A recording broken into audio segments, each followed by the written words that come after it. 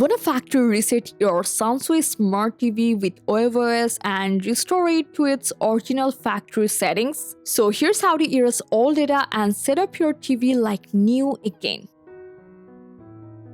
So first you have to press the settings button on your remote and open the all settings menu. Then go to General, scroll down to System and select Reset to Initial Settings. But before continuing, keep in mind that resetting your TV can remove your installed apps, saved accounts, personalized settings, and other data.